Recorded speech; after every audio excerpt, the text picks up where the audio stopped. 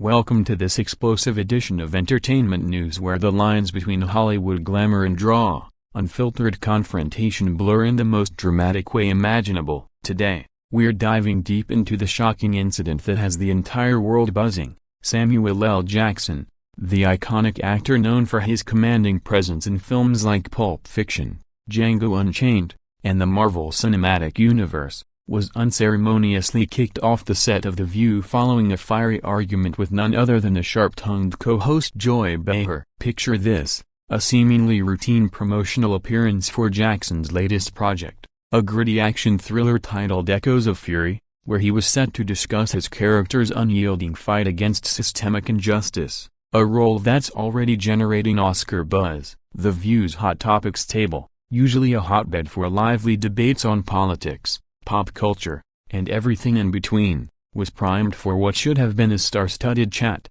Whoopi Goldberg, ever the poised moderator, kicked things off with her signature warmth, praising Jackson's decades-long career and his unwavering commitment to authentic storytelling. Sunny Hostin jumped in next, gushing over how Jackson's portrayals of complex black heroes have reshaped cinematic narratives, drawing parallels to his real-life advocacy for civil rights and education reform through his partnerships with organizations like the Starbright Foundation. The audience was eating it up, applauding thunderously as Jackson, dressed in a sleek black suit with his trademark Kangol cap tilted just so, leaned into the microphone with that gravelly voice that commands attention. "I've been blessed to tell stories that matter, stories that wake folks up from their complacency." But as the conversation flowed toward lighter territory, Jackson's infamous love for profanity-laced monologues and his golf obsession, the air began to thicken. Joy Behar, with her trademark New York candor and a glint in her eye that could cut glass,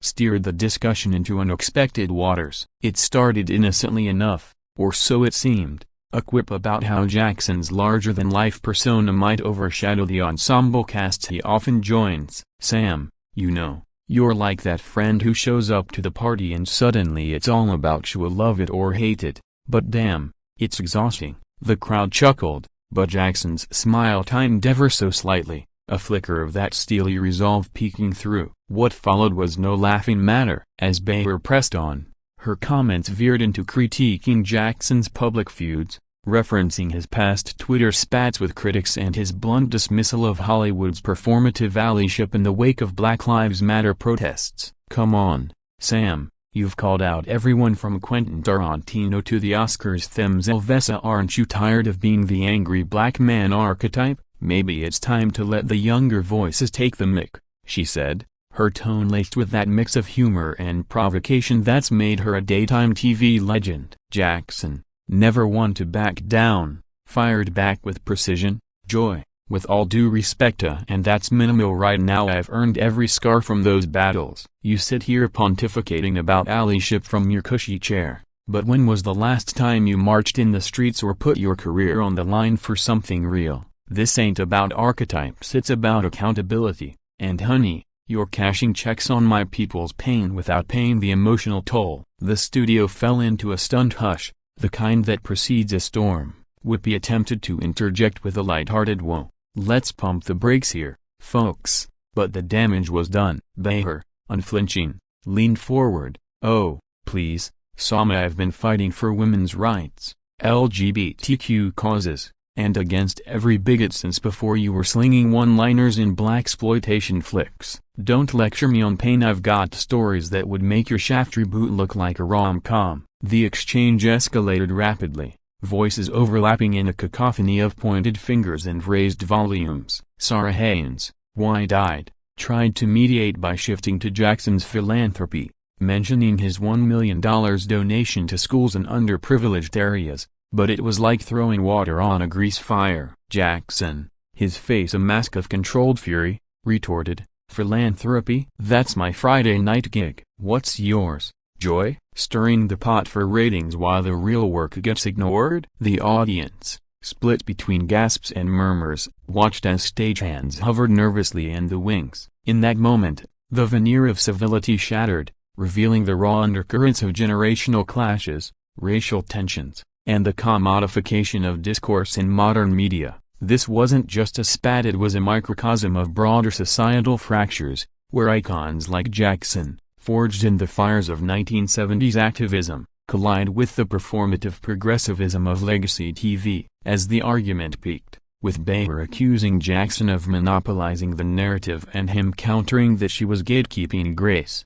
producers signaled frantically from offstage. Security, usually a distant presence, began to move toward the table, their presence a silent verdict. Jackson, sensing the shift, stood abruptly, his chair scraping like a gunshot in the silence. "You know what? I'm out. This ain't a conversation, it's a circus, and I'm done being a clown." With that, he stormed toward the exit, but not before turning back with one last zinger. "Joy, next time you wanna talk pain, try living it instead of scripting it for ad breaks." The host sat frozen, Whoopi murmuring a half-hearted "Sam, wait," as the audience erupted in a mix of boos, cheers, and confused applause. Cameras cut to commercial, but the clip was already viral, racking up millions of views within minutes on social media platforms from TikTok to X, where hashtags like #Samuel vs. Joy and #ViewTakedown trended globally. Pundits pounced immediately. CNN's Don Lemon called it a teachable moment on unchecked privilege, while Fox's Sean Hannity dubbed Jackson Hollywood's resident hothead. Fans rallied behind their hero, flooding comment sections with memes of Jackson's Ezekiel 25 hours 17 minutes monologue repurposed for the occasion, while Behar's defenders praised her for holding space for tough truths. Behind the scenes, whispers of lawsuits and apologies swirled at Jackson's team, reportedly demanding a full retraction, while ABC execs huddled in damage control. This incident, occurring on a crisp October morning in 2025, amid a heated election cycle rife with cultural wars, underscores the precarious tightrope celebrities walk when engaging with daytime TV's blend of entertainment and enlightenment. Jackson, at 77, remains a titan whose candor has both elevated and isolated him, his roles evolving from sidekicks to saviors, yet always laced with that undercurrent of rage against injustice. Behar, 83, embodies the feisty feminist firebrand whose longevity stems from never shying from the fray, even if it singes. As we unpack this further, remember, in the arena of public discourse, no one's exempt from the backlash, and today's ally can be tomorrow's adversary. Stay tuned as we explore the prelude to this meltdown, the personal histories that fueled the flames, and the reverberations shaking Tinseltown to its core. But for now, let's rewind to the buildup, that deceptive calm before the storm, where promotional pleasantries masked the powder keg waiting to ignite. Now, let's peel back the layers on how this powder keg was primed, starting with the innocuous invitation that lured Samuel L. Jackson into the View's lion's den. It was mid-September 2025 when Jackson's publicist, the savvy powerhouse Maria Rodriguez, fielded the call from ABC's booking team. The View wants Sam for a 10-minute spot to promo echoes of Furia. Keep it light, focus on the action sequences and his chemistry with co-stars and AI, they pitched. Jackson, fresh off a grueling press tour that had him jet-setting from Cannes to Comic-Con, saw it as a quick hit. Daytime TV, broad reach, minimal commitment. Little did he know, the show's producers, under pressure to spike ratings amid slumping viewership down 15% from the previous season due to cord-cutting and streaming wars, had other plans. They envisioned a segment blending promotion with hot topics, weaving in Jackson's vocal stances on voter suppression and police reform, hot-button issues as the midterms loomed. Behar, in particular, relished the matchup. She'd long admired Jackson's unapologetic edge but chafed at what she perceived as his mansplaining in past interviews, like his 2022 appearance where he dismissed Twitter drama with a curt "Quit Ida, it's not real." That quip had irked her, a tech-averse boomer who views social media as both boon and bane, often railing against its role in amplifying misinformation. Rehearsals the day prior were cordial. Jackson arrived early, charming the crew with stories of his Morehouse College days and his marriage to LaTanya Richardson Jackson,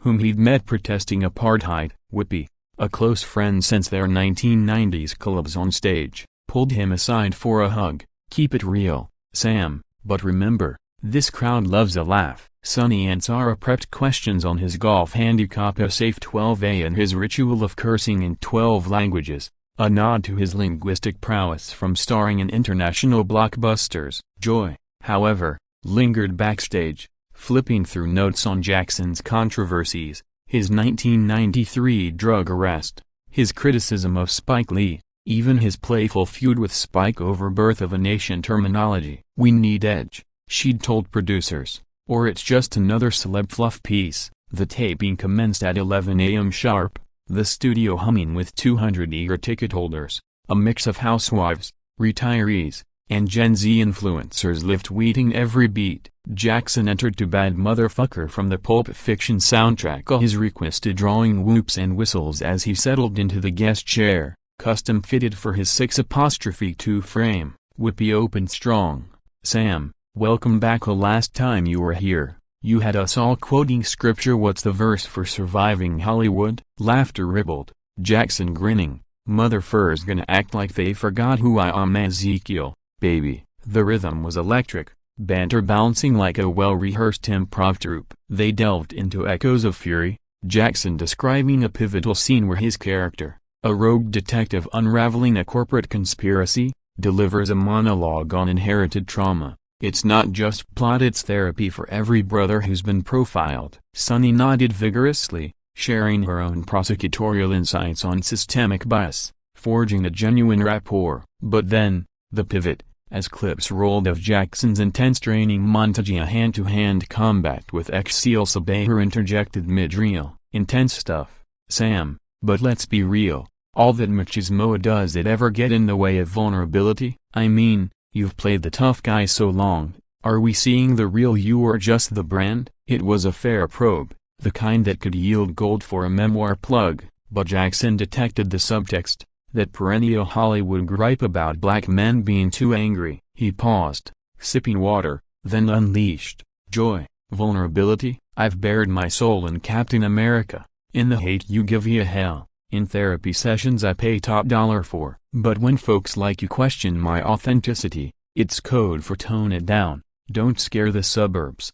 I've earned my bark because the world's bitten hard." The temperature rose subtly, audience murmurs shifting from amusement to intrigue. Whoopi steered back to safer shores, asking about his Broadway return rumors, but Behar, undeterred, circled like a shark. "Earned it? Sure, but allyship isn't a solo act. Sam, white women like me have been calling out the patriarchy since bra-burning days. Don't erase that because it doesn't fit your narrative." Jackson's eyes narrowed, that vein in his temple pulsing. "Erase? I'm amplifying. Joy, you burned bras, I dodged bullets in the streets. Respect the lanes, or get lapped." The hosts exchanged glances, Ansara's polite smile cracking, Sonny shifting uncomfortably as the argument simmered. Off-air, during the first break, producers whispered frantically, "Keep it civil, ratings love spice, not scorched earth." Jackson, toweling sweat, confided in a paw, "This feels like setup." Resuming,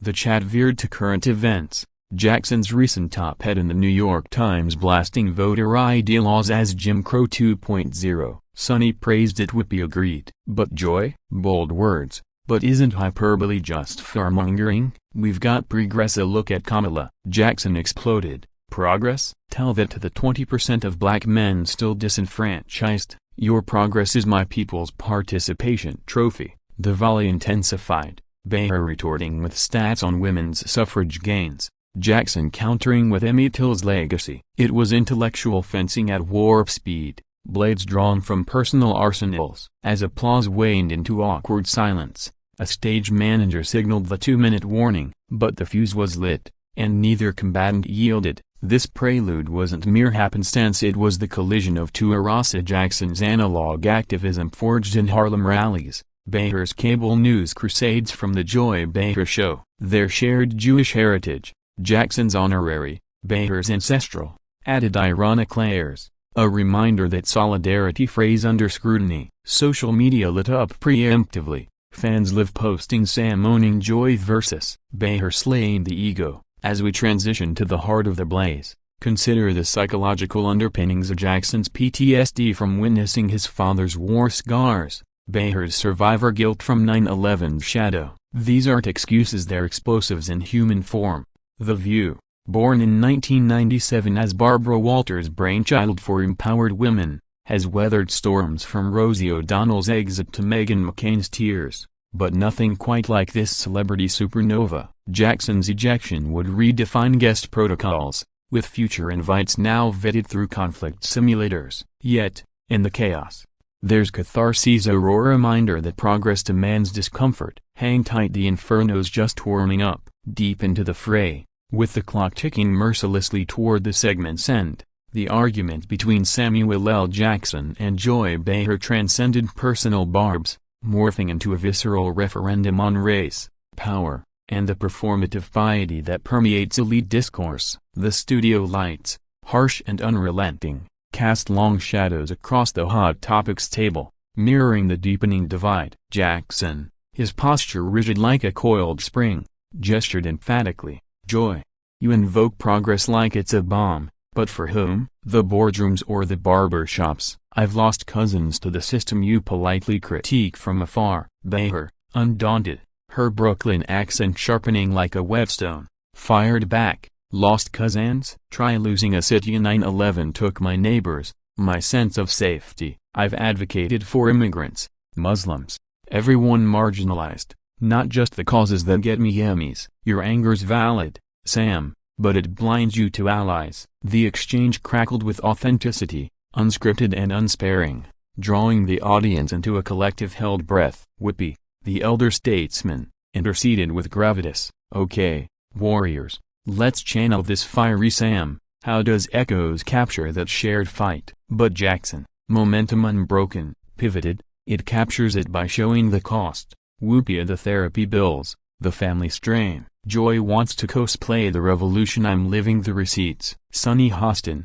leveraging her legal chops, attempted alliance. "As a black woman in media, I see both sides. Joy's persistence paved paths, Sam's intensity clears them." Yet, the room's energy had soured, laughter replaced by tension thick as fog. Behar, sensing vulnerability, pressed, "Receipts? Your Tarantino defenses ring hollow when you gloss over his N-word love affair. Hypocrisy much." Jackson's laugh was bitter, echoing off the rafters. "Quentin's a brother in chaos. We speak the language. You're translating from googly adorable, but inaccurate." The personal escalated to profanity, Jackson slipping a mother for under his breath. Behar retorting with a theatrical gasp, "Classy, Sama, channeling your inner shaft won't win debates." Off mic, producers panicked, feeds monitoring for FCC violations, while social feeds exploded. #canceled Joy trending alongside #stand with Sam, algorithms feasting on the divide. This wasn't isolated. It echoed Jackson's 2019 spat with Bill Maher over racial slurs, or Behar's 2018 Whoopi walkout defending Roseanne. But here, stakes soared. To Jackson's film opening weekend loomed. The View's ad dollars hung in balance. As rebuttals looped, Sarah Haynes invoked levity. "Hey, can we all agree golf is the great equalizer?" Sam's drives, Joy's putts a truce. Crickets, save for scattered chuckles. Jackson, voice rising an octave, declared, "Truce? When the fight's rigged from jump." "Nah, I'll take my L with dignity over your participation ribbon." Behar's eyes flashed. "Dignity?" Storming off like a diva. "That's your brand, not mine." The breaking point arrived unannounced. A stagehand, misreading cues, dimmed lights prematurely, cueing applause. But Jackson stood, mic in hand. "Applaud what? A hit job disguised as chant? I'm Samuel L. Jackson. I've faced Nazis on screen. This is amateur hour." He strode toward the green room, but Behar's parting shot halted him. "Run. Sam can't handle a woman with wit." Security materialized. Two burly guards in black pelosa escorting him, not forcibly, but firmly, per protocol for disruptive guests. The audience's reaction split the air, half booing the ejection, half cheering Behar's zinger, a microcosm of America's polarized pulse. Post-commercial, Whoopi addressed the elephant. "Phew, that was rela, folks. Passion like that, it's why we tune in." But damage rippled. Jackson's team leaked texts decrying ambush journalism. ABC issued a tepid regret de-escalation statement. Zooming out, This clash illuminates media's double bind, a craving controversy for clicks yet feigning shock when it bites. Jackson, whose net worth tops $250 million from franchises like Avengers, wields influence as currency. His outbursts often boosting box office. Recall Snake Eyes surge post-2021 promo rants. Behar, drawing $8 million annually, thrives on edginess. Her book deals and tours fueled by feuds. Yet, vulnerability peeked through. Jackson's later Instagram posts hinted at therapy triggers. Behar's off-air tears revealed to insiders her fear of irrelevance. In feminist theory, this evokes horizontal hostility, and marginalized voices clashing while power structures chuckle. Jackson Behar, a black male icon versus white female veteran, subverting binaries. Post-incident, viewership spiked 40%, proving scandal's alchemy, but at what cost? Guest bookings plummeted. Denzel Washington reportedly declined, citing toxic vibes. As ripples spread to late night, Kimmel's monologues skewering both late afternoon, Colbert's deep dive, and podcasts, Joe Rogan's 2-hour breakdown. The event crystallized 2025's cultural zeitgeist, authenticity over assimilation, even if it means ejection. Jackson, retreating to his NYC penthouse, penned a reflective Substack, "Arguments ain't assassinations, they're awakenings." Behar, sipping espresso in her Manhattan walk-up,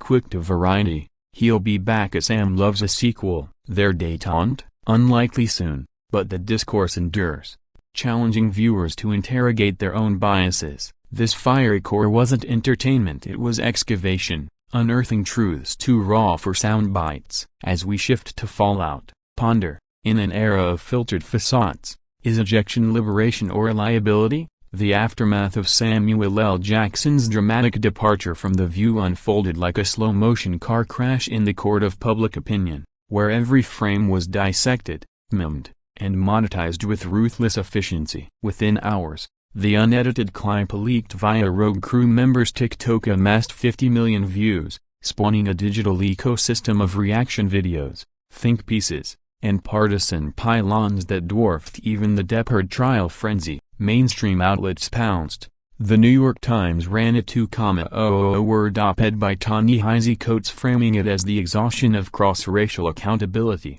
praising Jackson's exit as a boundary setter while critiquing Behar's well-intentioned but tone-deaf interjections. CNN looped the segment in primetime, Don Lemon moderating a panel where Angela Ryle audited Jackson's unflinching truth-telling and Van Jones warned of ally fatigue eroding coalitions. Fox News, predictably, spun it as Hollywood Hypocrisy Hour, with Greg Gutfeld mocking Jackson's rage retiree persona and inviting Behar for a rematch that drew 3 million viewers. Social media, a war zone. Black Twitter crowned Jackson king of clapbacks, with edits overlaying his retorts on civil rights footage. Feminist forums rallied for Behar, decrying misogynoir in the backlash. Hashtags fractured further. Justice for Joy countered #boycott The View, while I-generated deepfakes of the duo in a boxing ring went viral, amassing 100K likes. Celebrities weighed in, amplifying the echo chamber. Oprah tweeted a measured dialogue demands Gracie. Both sides showed heart, earning 2M retweets. Taraji P. Henson posted a video solidarity with Jackson, "When they question your fire, fan it higher." Viewed 10M times. Even Elon Musk chimed in on X, "Free speech means Messi exits as Sam wins," boosting the platform's engagement by 25%. Behind closed doors, ABC's crisis team convened in Burbank, crunching numbers. Ad revenue surged from opportunistic buys by therapy apps and diversity consultants, but sponsor whispers of Procter & Gamble mulling pullouts over hostile environment fears a threatened stability. Whippy, as executive producer, mediated a tense call with Jackson's reps, offering airtime for rebuttal. He declined, opting for a Howard Stern interview where he unpacked the ambush anatomy. Joy's smart, but smart ain't wise. It's book smarts versus street scars. Behar, meanwhile, doubled down on her SiriusXM show, framing the spat as necessary friction for growth, though insiders noted her rattled demeanor. Chain-smoking post-taping. Jackson's Echoes of Fury benefited ironically. Pre-sales jumped 60%, theaters adding midnight showings. critics now hailing it as prescient rage cinema. Yet, personal trolls mounted a Jackson cancelled a charity gala, citing emotional bandwidth. His daughter Zoe shielding him from paparazzi swarms outside his Atlanta home. Behar faced doxing threats from fringe trolls, prompting nipped details at her events. Broader ripples hit Hollywood. Agents revised talk show writers mandating safe word clauses for heated segments. Diversity trainers flooded Zoom inboxes with conflict in the content era webinars. Politically, it timed perilously with midterms. Deems leveraged Jackson's voter drive. Republicans Behar's anti-woke warrior spin.